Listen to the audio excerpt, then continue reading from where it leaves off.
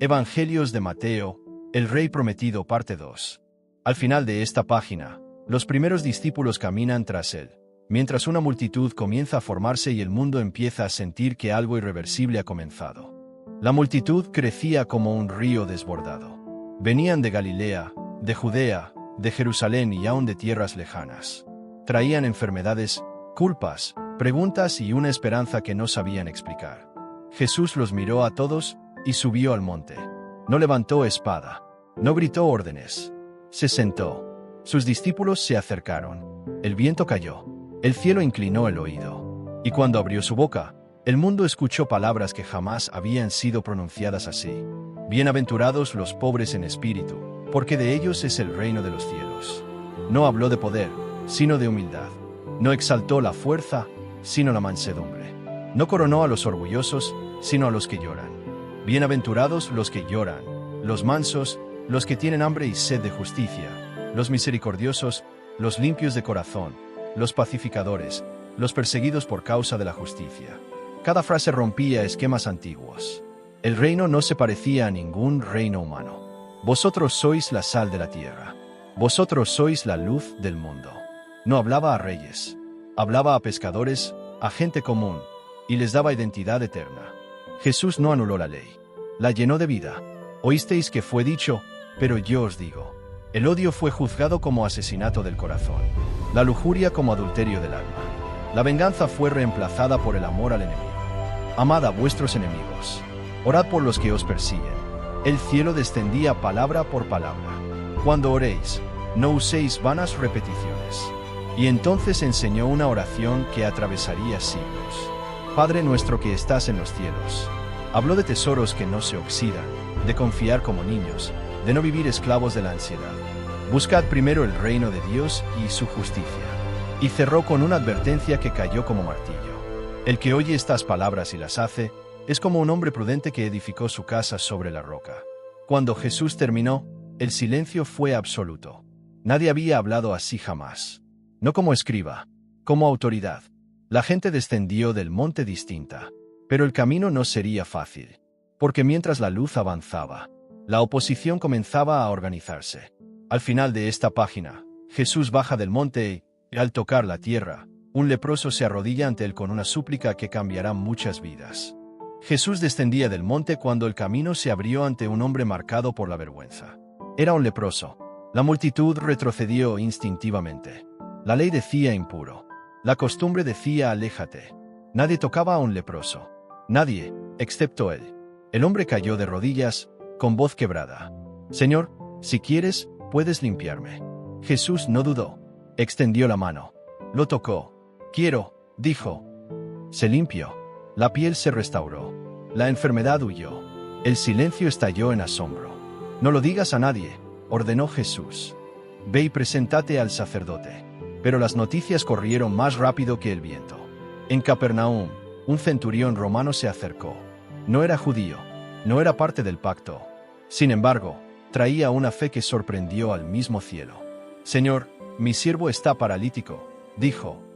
No soy digno de que entres en mi casa. Solo di la palabra, y mi siervo sanará. Jesús se detuvo. Miró a la multitud. En verdad os digo, ni aun en Israel he hallado tanta fe. Y a distancia, con solo una palabra, el siervo fue sanado. La autoridad del reino no conocía fronteras. Jesús entró en casas humildes, tocó a enfermos, levantó a caídos. Incluso la fiebre obedeció cuando tocó a la suegra de Pedro. Y cuando cayó la noche, la puerta se llenó de gente rota, y nadie fue rechazado. Así se cumplía lo dicho por el profeta. Él tomó nuestras enfermedades y llevó nuestras dolencias. Pero no todos celebraban. Mientras Jesús calmaba tormentas con una orden. Calla, enmudece. Otros observaban con ceños fruncidos. Escribas, fariseos, guardianes de la tradición veían cómo su autoridad se desvanecía. En una casa abarrotada, trajeron a un paralítico. Jesús no vio primero su cuerpo, vio su alma. Hijo, dijo, tus pecados te son perdonados. El escándalo fue inmediato. Este blasfema, pensaron. Jesús los miró con firmeza. ¿Qué es más fácil, decir tus pecados te son perdonados o levántate y anda? Entonces habló con poder visible. Levántate, toma tu lecho y vete a tu casa. Y el hombre caminó. El temor cayó sobre todos. Dios estaba visitando a su pueblo, pero no como esperaban. Luego, Jesús pasó junto a una mesa de impuestos. Allí estaba Mateo, despreciado, señalado. Jesús no lo juzgó. «Sígueme». Y Mateo dejó todo. Pero la pregunta quedó flotando en el aire, cada vez más fuerte. ¿Quién es realmente este hombre? Al final de esta página, Jesús se sienta a comer con pecadores, mientras los líderes religiosos deciden que ya no pueden ignorarlo. La mesa estaba llena, y eso era el problema. Jesús comía con publicanos y pecadores, hombres y mujeres que la sociedad había expulsado de la dignidad. Risas tímidas, miradas incrédulas, corazones que volvían a sentirse vistos. Desde fuera, los fariseos observaban con indignación. ¿Por qué vuestro maestro come con publicanos y pecadores? Jesús respondió sin alzar la voz, pero con una verdad imposible de esquivar. Los sanos no tienen necesidad de médico, sino los enfermos. No he venido a llamar a justos, sino a pecadores. Sus palabras golpearon más fuerte que cualquier milagro. Le preguntaron por el ayuno, por las tradiciones, por los rituales antiguos. Jesús habló de odres nuevos, de un reino que no podía ser contenido en estructuras viejas. Algo estaban haciendo, y no todos querían recibirlo. Entonces llegaron noticias urgentes. «Mi hija acaba de morir», dijo un hombre importante, un principal de la sinagoga. «Pero ven, y vivirá». Jesús se levantó de inmediato. En el camino, una mujer enferma desde hacía 12 años se acercó por detrás. No pidió permiso. Tocó el borde de su manto con fe desesperada. Si tan solo lo tocó. Jesús se detuvo. «Hija, tu fe te ha salvado». La mujer fue sanada. Y cuando llegaron a la casa, la muerte misma fue desafiada. «No ha muerto», dijo Jesús, «duerme». Rieron, pero cuando él tomó la mano de la niña, la risa se convirtió en asombro. La vida regresó. Ciegos comenzaron a ver, mudos a hablar, endemoniados a ser libres. Las multitudes se maravillaban, pero los líderes endurecían el corazón. «Por el príncipe de los demonios echa fuera a los demonios», decían. Jesús los miró con dolor y firmeza. Un reino dividido contra sí mismo no puede permanecer. Y viendo a la multitud cansada y dispersa, sintió compasión profunda. La mies es mucha, pero los obreros pocos. Entonces hizo algo decisivo. Llamó a 12 hombres. Los nombró uno por uno. Les dio autoridad. Les dijo: «El reino de los cielos se ha acercado». El mensaje ya no sería solo suyo. Ahora sería anunciado por muchos. Los caminos se llenaron de voces nuevas. Los 12 anunciaban el reino con palabras sencillas y autoridad inesperada.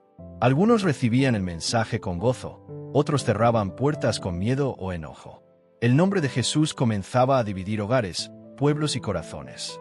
«No penséis que he venido a traer paz a la tierra», advirtió Jesús. «He venido a traer espada. No espada de hierro, sino de decisión». Seguirlo tendría un precio. Mientras tanto, en una prisión fría y olvidada, Juan el Bautista escuchaba rumores. El Mesías no estaba derribando tronos. No estaba juzgando a Roma. La duda se coló entre los muros. Envió mensajeros. «¿Eres tú el que había de venir, o esperaremos a otro?» Jesús no se ofendió. «Id y decid a Juan lo que veis y oís. Los ciegos ven, los cojos andan, los leprosos son limpiados, y a los pobres es anunciado el Evangelio». Y cuando los mensajeros se fueron, Jesús habló de Juan con honor. «Entre los nacidos de mujer no se ha levantado otro mayor». Pero también habló de una generación que no quería oír, que pedía señales, pero rechazaba la verdad. «Ay de ti, Corazín, ay de ti, Betsaida». Ciudades enteras fueron confrontadas por su incredulidad. Entonces, Jesús elevó una oración que resonó como descanso para los cansados. «Venid a mí todos los que estáis trabajados y cargados, y yo os haré descansar». La invitación estaba abierta, pero no todos la aceptarían. Ese mismo día, caminando entre sembrados, sus discípulos arrancaron espigas en sábado. Los fariseos saltaron de inmediato. «Mira, no es lícito». Jesús respondió con autoridad: «El Hijo del Hombre es Señor del sábado». Y en la sinagoga, sanó a un hombre de mano seca en sábado. Fue ahí cuando la línea se cruzó. Los fariseos salieron y conspiraron para destruirlo. Desde el momento en que Jesús llama a los pescadores, Mateo presenta a un rey que transforma identidades. Los convierte de hombres comunes en instrumentos del reino. A partir de ahí, Jesús enseña con autoridad, sana enfermos y libera a los oprimidos, demostrando que su reino no es solo palabra, sino poder que restaura. Cuando sana al hombre de la mano seca, Jesús confronta la religión vacía. Para él, el bien y la misericordia están por encima de las normas sin amor. El Rey prometido no ignora el dolor humano para cumplir reglas. Rompe el silencio, sana en día sagrado y devuelve dignidad. Mateo muestra que el verdadero reino de Dios restaura lo que estaba marchito y revela que la autoridad de Jesús nace del amor y la compasión, no del control. Señor Jesús, Rey prometido, hoy escucho tu llamado y quiero seguirte con un corazón dispuesto. Transforma mi vida como transformaste a los pescadores y sana todo lo que está seco, cansado o herido dentro de mí. Enséñame a vivir con misericordia, a amar por encima de las reglas y a confiar en tu poder restaurador. Que tu reino se manifieste en mí cada día. Amén. Si este mensaje edificó tu vida, suscríbete al canal y acompáñanos en este camino de fe. Aquí compartimos la palabra de Dios, reflexiones que fortalecen el espíritu y mensajes que nos acercan más a Jesús. Activa la campanita para no perderte ningún contenido y sé parte de esta comunidad que busca crecer en amor, esperanza y verdad.